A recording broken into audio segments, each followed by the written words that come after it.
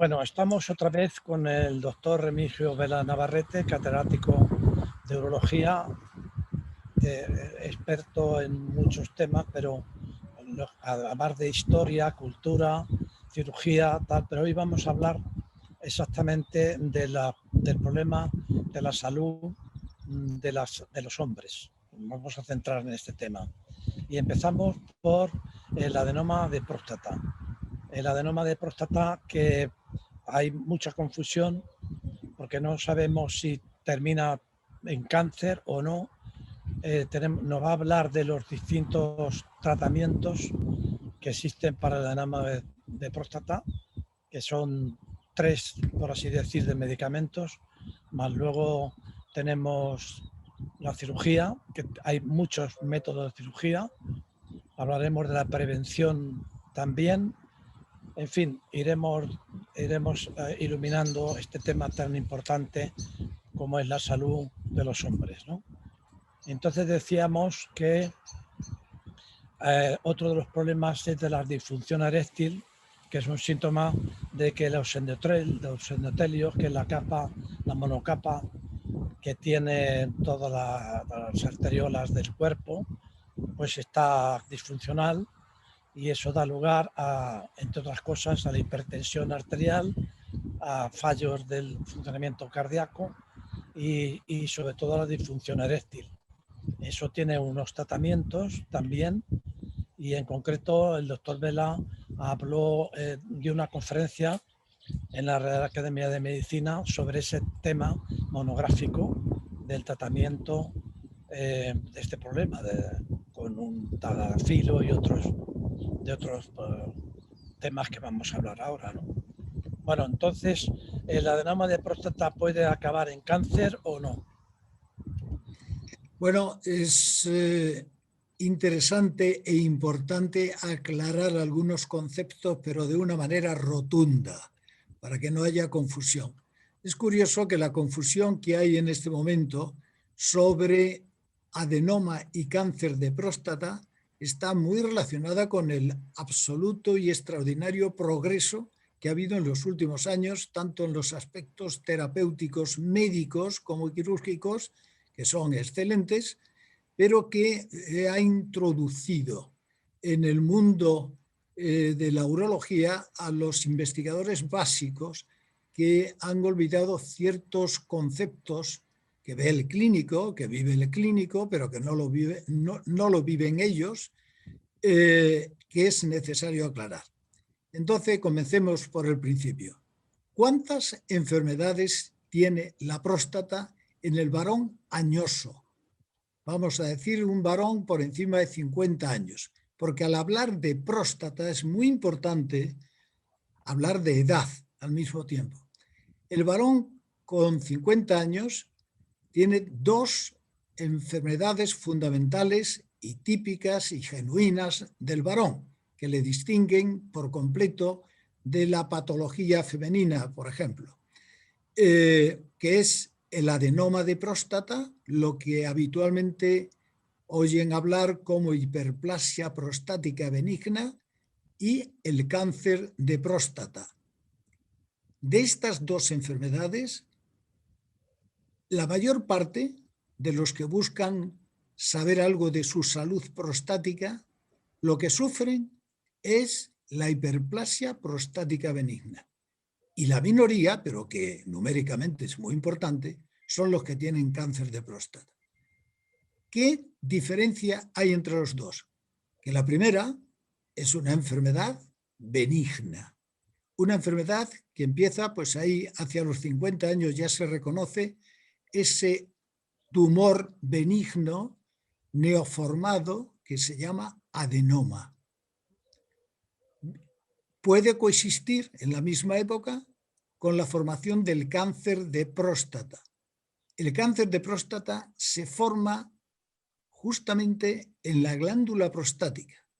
Quizás, para no complicar las cosas y dejarlas muy claras, resulta que tenemos 2 próstatas. Por ejemplo, un varón de 30 años, cuando se estudia su glándula prostática, es única, pero tiene 2 partes, como le pasa otros órganos, a la hipófisis o la suprarrenal, que tienen dos partes dentro de la misma glándula. Bueno, pues la próstata tiene algo que llamamos la próstata craneal, la que queda más cerca de la vejiga, y la próstata caudal. Y esto, que parece que es algo muy elemental, se olvida con frecuencia. El cáncer de próstata siempre se forma en la glándula prostática. El adenoma se forma entre las dos glándulas prostáticas y es un tumor siempre benigno.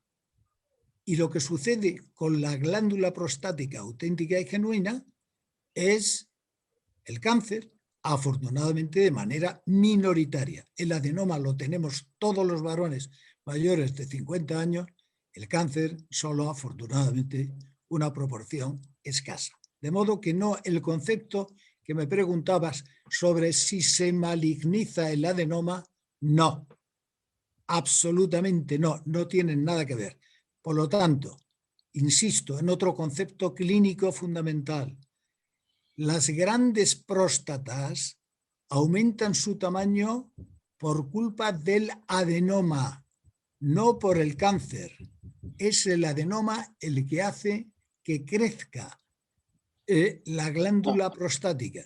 Y eso, que es una pregunta muy común por parte de los enfermos, doctor, por ejemplo, opéreme antes de que crezca el adenoma. No, mire usted, el adenoma crecerá como enfermedad benigna y producirá unas molestias relacionadas con temas mecánicos, pero nunca le matará a usted. Otra historia distinta es el cáncer de próstata. Bueno, entonces yo te digo, tenemos en este momento para paliar el problema del crecimiento exponencial de la próstata con la edad, tenemos una asociación de un alfa bloqueante, un inhibidor de las 5, no sé cómo lo llamáis, pero que es dutasterida y talmusolina, que es un medicamento que une las dos cosas, favorece la relajación del esfínter, por tanto disminuye la obstrucción de la orina, y el otro medicamento realmente lo que hace es bloquear un poco los andrógenos que hacen crecer a la próstata. Eso es así. Si eso es así, luego tenemos que eso tiene, como todos los medicamentos, tiene sus contraindicaciones, ¿no? Por ejemplo, ya probablemente no podrán tomar para los problemas el tadalafilo, estos son nombres muy complicados, para la insuficiencia de la próstata, que se toma para eso también. Y sobre todo quiero que aclares si esto es compatible, porque hay miles de personas que están tomando antiarrítmicos, si estos dos medicamentos unidos se pueden seguir tomando o no. Bueno, el tema es mucho más complejo incluso de lo que estás preguntando y al mismo tiempo mucho más simple. Bien, primero, estamos hablando de lo más común, que es el adenoma de próstata, la hiperplasia prostática benigna. Y cuando me dices o me preguntas cómo se trata, yo te digo tratar que los síntomas que provoca esta enfermedad, primero diría para claridad de todo el mundo que todos los síntomas que consisten en que tienes que orinar con frecuencia, que a veces esa frecuencia se asocia a cierta urgencia, que esa urgencia a veces es tan intensa que no te da tiempo a llegar al baño y tienes una pérdida de gotas de orina y que al mismo tiempo cuando vas a orinar pues la cantidad de orina es mínima, no la esperada por el deseo, no hay relación, el chorro es débil y si eso sucede durante la noche además te fastidia el sueño, no puedes descansar, etc. Esos son los síntomas típicos del adenoma de próstata, no del cáncer, no tiene nada que ver con el cáncer. Lo que pasa es que ambas enfermedades pueden coexistir. Bien, ¿qué es lo que queremos tratar? Queremos tratar esos síntomas. Con alfa-bloqueante, por ejemplo, ¿no? Entonces, ahí está. Esos síntomas se han tratado históricamente. Claro, te estoy hablando desde una práctica que empezó nada menos que en 1962. De modo que ya he visto muchos entusiasmos por fármacos nuevos y muchas tristezas porque no cumplían lo que se esperaba de ellos, ¿no? Pero vamos a hablar de los que realmente siguen en el mercado y de una manera absolutamente eficaz. Primero, la fitoterapia es tan vieja como la historia de la humanidad. Sigue vigente y sigue cada día mejor y más próxima a la investigación científica que justifica por qué sintomáticamente han sido tan eficaces. Fíjate que hablo de síntomas, de sintomáticamente. Segundo, alfa bloqueante. Ahí me interesa señalar que el uso de alfa bloqueantes en la hiperplasia prostática benigna empezó en Madrid, allá en los años 66, 67, por una razón muy elemental. Alguien descubrió, concretamente el doctor Shlomo Ras, trabajando en Israel, que había receptores en el adenoma, receptores adrenérgicos, y entonces propuso tratarlo, el adenoma, los síntomas, con alfa bloqueantes, que son alfa bloqueantes adrenérgicos. Y justamente empezamos en la Fundación Jiménez Cía este tipo de tratamiento, no solo de la hiperplasia, sino de otra cosa. Y yo escribí con él, con Shlomo Ras, un libro que es el primer libro que se editó en la historia sobre control farmacológico de los trastornos urodinámicos. Porque todo esto que estamos hablando es la consecuencia de la obstrucción, los síntomas del adenoma de próstata. Obstrucción que puede ser mecánica por el tamaño del adenoma o puede ser, digamos, tónica, porque hay una hipertonía de esa zona que dificulta el vaciamiento vesical. Los alfa bloqueantes son estupendos, realmente sintomáticos, han sido un efecto extraordinario. Hay millones de pacientes en este momento tratados con alfa bloqueantes, pero no tratan la enfermedad, tratan los síntomas. ¿Quién trata la enfermedad? Pues la enfermedad sería, naturalmente, si lo que esperamos es reducir el tamaño, algún fármaco que reduzca el tamaño del adenoma, no de la próstata, del adenoma. Y esos fármacos son los inhibidores de la 5-alfa reductasa, muy conocidos. Uno, el finasteride, que lleva desde 1980 en el mercado, y otro, más reciente, dutasterida. Esos dos fármacos son excelentes para su objetivo, que es reducir el tamaño de la glándula prostática. Pero ¿qué es lo que del adenoma? Pero ¿qué es lo que sucede? Que ese efecto no es inmediato. Tú le das un alfa bloqueante a un paciente y 3 días después ha mejorado de una manera considerable. Tú le das un inhibidor de la 5-alfa reductasa y te tienes que pasar meses para que haya mejoría. Entonces, ¿qué es lo que ha llegado a la conclusión la medicina clínica? Y muy apropiado, y es unir ambos medicamentos. En este momento, por ejemplo, te puedo dar datos de Inglaterra. El 80% de los pacientes con hiperplasia prostática benigna a los que se está tratando lo hacen con la combinación de un alfa bloqueante y un inhibidor de la 5-alfa reductasa. Concretamente, por decir nombres, porque bueno, llevan en el mercado mucho tiempo, dutasterida y tamsulosina. Son representantes, por así, de primera fila de las dos familias que acabamos de decir. Es decir, ese es el tratamiento fundamental, básico. Ya te digo, el 80% de la población prostática está recibiendo esa medicación. ¿Efectos secundarios de esta combinación? Bien, efectos secundarios, simplifiquemos las cosas, porque como fuimos de los primeros en utilizar los alfa bloqueantes, era muy interesante. Con ellos se describió el síndrome de la primera dosis.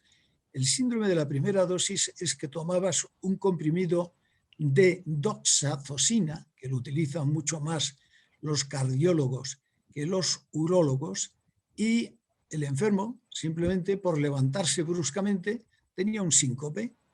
Eso en un individuo de 80 años tiene importancia y gravedad. Se supo inmediatamente que era porque la absorción era inmediata. ¿Qué es lo que ha hecho la industria farmacéutica? Muy bien, convertir todos estos fármacos en absorción lenta, de liberación lenta, preparados farmacológicos que están, todos los alfa bloqueantes están en preparaciones de liberación lenta. Y así no se produce un pico farmacológico que te obligue a tener el llamado síndrome de la primera dosis. Los alfa bloqueantes, sí, ahí tiene algunas pequeñas críticas que no tienen importancia. Por ejemplo, reducen la eyaculación. Y como en general la población masculina establece una relación entre la intensidad del orgasmo y la cantidad de eyaculado, que no es cierto, son fenómenos completamente distintos, pero coincidentes, pues entonces se quejan, y hacen muy bien en quejarse. Le digo, oiga, doctor, que no eyaculo poco, etc. Te diré que si se utilizaran en mayor dosis, todos los alfa bloqueantes obligarían al individuo que los toma a no tener eyaculación de ningún tipo, pero no a carecer de orgasmo, que son también temas que deben decir muy claramente. Bueno, Eso en cuanto a los alfa-bloqueantes. Y luego, por supuesto, los alfa-bloqueantes son hipotensores. Por ejemplo, pero se pueden tomar doxazosida. con antiarrítmicos, por ejemplo. Sí, los antiarrítmicos van por otro camino. Habitualmente son beta bloqueantes y esos beta bloqueantes no tienen mucho efecto en la función miccional. No hay ninguna incompatibilidad. Sin embargo, hay incompatibilidad con otros medicamentos y concretamente hay unos medicamentos que estimulan la contracción del esfínter externo y te producen retención de orina. Y me estoy refiriendo a medicamentos que usan mucho, naturalmente, por indicación psiquiátrica. Los antidepresivos tricíclicos tienen unos efectos farmacológicos muy importantes sobre la dinámica miccional. Y también lo tienen los diazepósidos. Los diazepósidos lo tienen, pero al contrario. Esos relajan la vejiga de tal modo que te diría que la mayor parte de las retenciones de orina en la mujer, no en el varón, sino en la mujer, están motivados por alta ingesta de antidepresivos de la naturaleza de los diazepósidos. Oye, Bueno, esto da pie a otra cosa que también hay que aclarar, que se refiere a la testosterona. La testosterona tiene receptores, o sea, es recibida, captada por todas las células prácticamente de todo el cuerpo. Pero ahí hay otro problema, baja la testosterona y en los hombres añosos y en otras personas. Y hay por ahí la idea de que hay gente que toma testosterona o que la testosterona puede producir cáncer. En fin, ¿qué tienes tú que decir que se hace si se tiene la testosterona baja? ¿Qué es lo que dice la medicina moderna? bueno, pues también estamos entrando en una zona de debate y progreso, ¿no? Muy interesante, porque ahí están los extremistas, los antiandrogénicos y los que proandrogénicos, en el sentido de utilizar la testosterona como estímulo de muchas funciones vitales. Mira, acaba de salir en este momento un trabajo magnífico que resume todo este debate de la manera siguiente que procuraré sintetizar. La testosterona tiene un efecto hemodinámico. Vamos a hablar ahora de salud endotelial. La testosterona tiene, bueno, ya sabes que se utiliza como estímulo para la gente que hace deportes extremos, por ejemplo, ciclismo, ¿no? Los dopados ciclistas todos toman testosterona. ¿Por qué? Curiosamente, porque mejora su capacidad muscular, ciertamente. Los músculos están muy relacionados, el trofismo muscular, con la testosterona. ¿Pero por qué?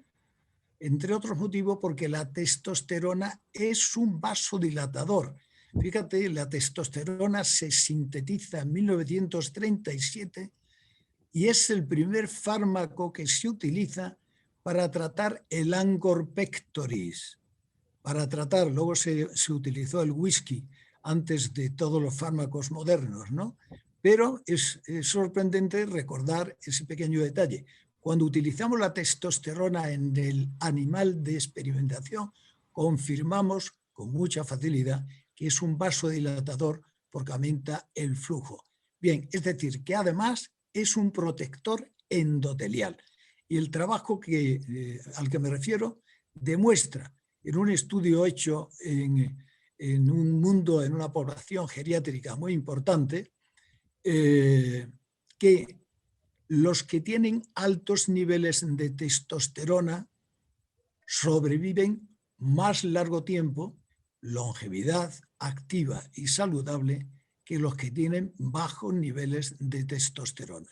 Entonces, estos argumentos son los que se están utilizando en este momento para utilizar testosterona en los varones añosos, en pequeñas dosis, eso sí, y con esos fines, con el fin de mejorar su salud cardiovascular y su capacidad muscular, es decir, su deambulación, su fortaleza física, evitar esto que se ha hecho ya muy famoso en el título inglés del nombre de la frailty, de la fragilidad del anciano en muchos aspectos. Bien, eso va por el camino de la testosterona.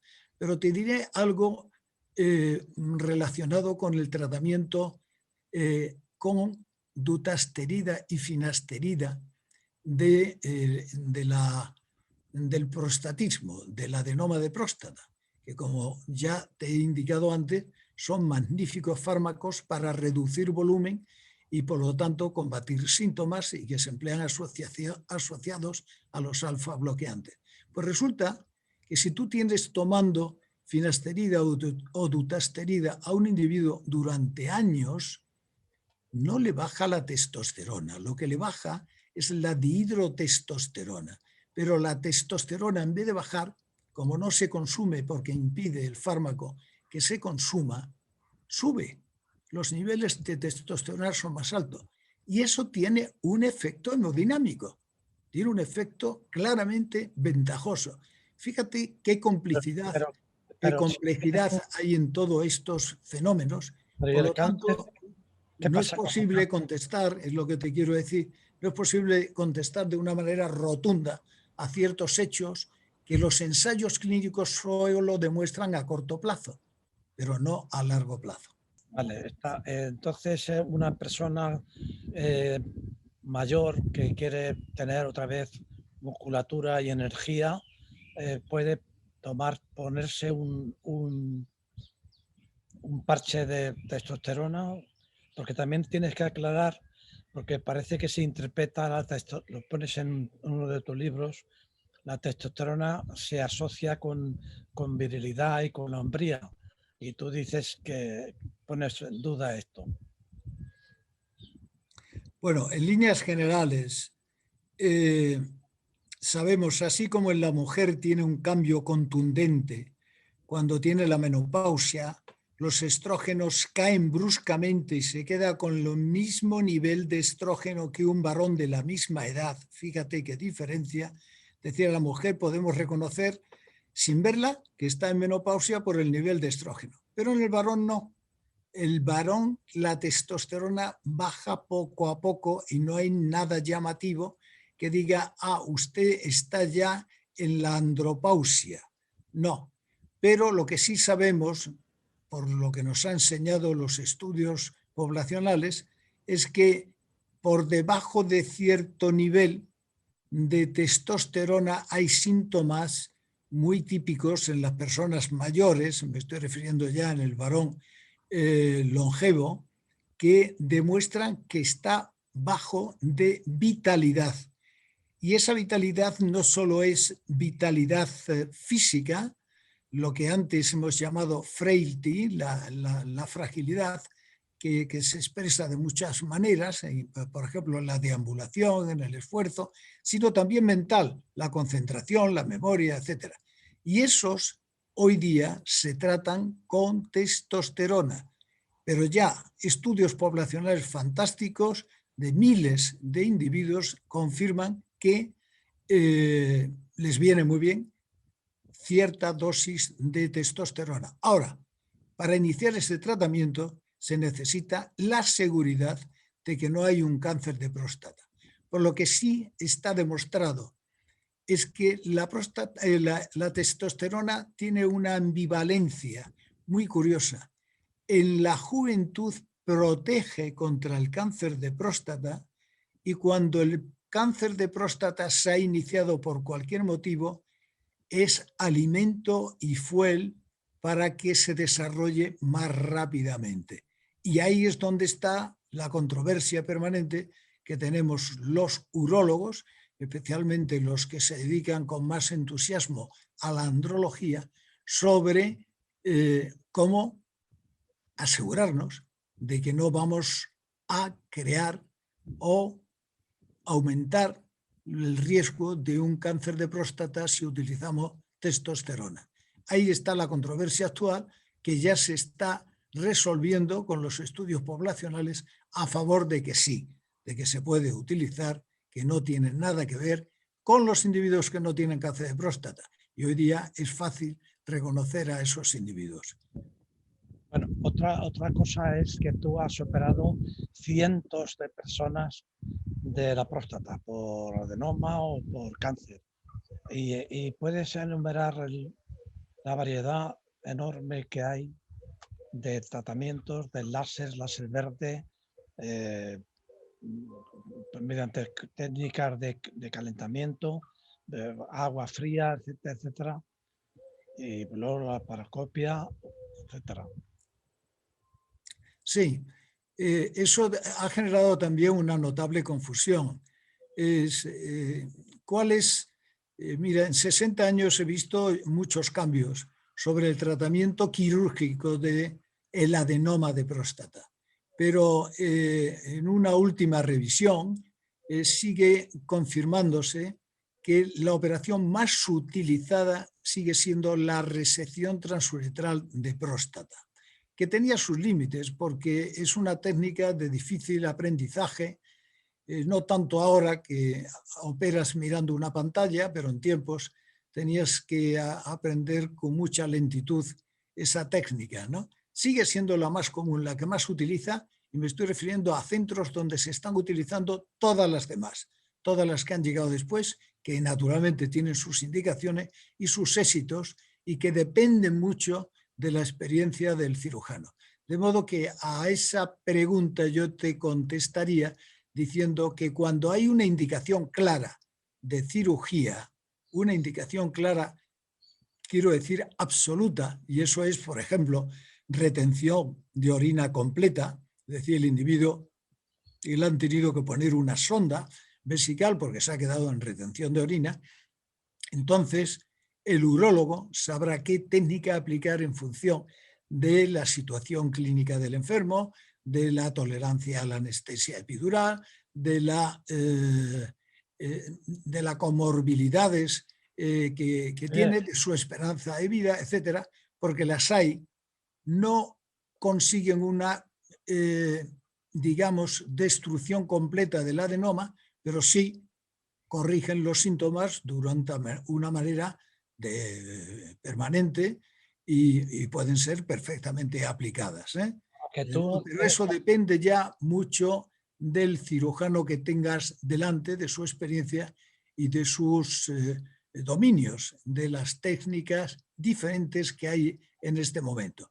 Te diré que todo ese progreso es porque el objetivo fundamental que tiene el compromiso urológico actual es terminar operando las próstatas sin cirugía, sin anestesia, sin hemorragia y sin ingreso. Y eso pues ya se intentó conseguir, fíjate, en los años 60, con el famoso prostratón que dio mucho ruido en toda Europa y que finalmente quedó arrinconado en los servicios de urología. Bueno, no podemos extendernos en este tema, pero sí a quien pregunte, yo diré que confíe en su urólogo, que le dirá qué es lo mejor para su situación específica y concreta, pues son tratamientos individualizados. Y que si tiene alguna duda, pues que busque una segunda opinión. Bueno, pero tú eres partidario de no operar, a no ser que sea una situación grave, como has dicho, dada la eficacia de estos medicamentos que hemos estado hablando antes, ¿no? Por supuesto, ha demostrado los estudios, nosotros tenemos publicado un interesante estudio comparando la diferencia en 10 años de lo que ha conseguido la moderna farmacología del prostatismo, que es retrasar las intervenciones de una manera extraordinaria. Yo tengo enfermos que no operados, a pesar de que ya tenían una indicación quirúrgica, porque eran cardiópatas en situación grave, pero que han sobrevivido gracias a la excelencia de la cirugía cardíaca y la anticoagulación, han sobrevivido. Yo tengo enfermos que llevan 30 años tomando medicación y no han necesitado operarse de próstata. Es decir, que efectivamente la farmacología actual retrasa la operación de próstata de manera considerable. E insisto en esa pregunta que hacen muchas veces los enfermos: opérame ahora antes de que sea más grande. No tiene nada que ver el tamaño de la próstata con el cáncer de próstata. Y si tiene que ver, es al contrario. Hay una frase, un aforismo de un ilustre urólogo de Stanford, Tom Stamey, que decía: grandes próstata, y cuando digo grande es adenoma, no cáncer, grandes próstata no suelen alojar cánceres malignos. Oye, una cosa, ¿podrías en una frase referirte a la hormona del crecimiento y a la melatonina, que tiene que ver con lo que estamos hablando? Pues ahí te podría decir que yo no tengo experiencia, me conozco el tema, porque eso ya tendría que ver más con envejecimiento, con longevidad, ¿no? Pero si hay controversia con testosterona, la hay más todavía con hormona de crecimiento y con melatonina. Y Claro, no me atrevería claro. a clarificar, que es el objetivo de nuestra charla, el tema con mis comentarios. Bueno, pues yo creo que esto es un tema para hablar horas y horas, pero ha sido, yo creo que todo el que vea... Pero antes me hablabas de el tratamiento de ciertos cardiópatas. Por ejemplo, hoy día es muy frecuente la fibrilación auricular y hay tratamientos específicos para ello, y concretamente la amiodarona, que tiene efectos antiandrogénicos, pero que son excelentes fármacos para esa finalidad. Y efectivamente los enfermos se quejan cuando toman esos medicamentos de que le baja el deseo de la relación sexual, le baja la potencia y otros muchos efectos. Que sí, que está justificado, pero que los beneficios que producen esos fármacos en esa situación concreta superan a esos inconvenientes que sin duda alguna hay que relatar, hay que comentar, pero que hay que aceptar. Bueno, se nos ha ido el tiempo y creo que el que vea el vídeo se dará cuenta de la enorme sabiduría, de la generosidad, de la inteligencia, de la creatividad de un hombre que lleva 60 años operando, estudiando, ejerciendo, porque sigue ejerciendo, y aconsejando a los pacientes. Así que muchas gracias, Remigio, y hasta la próxima vez.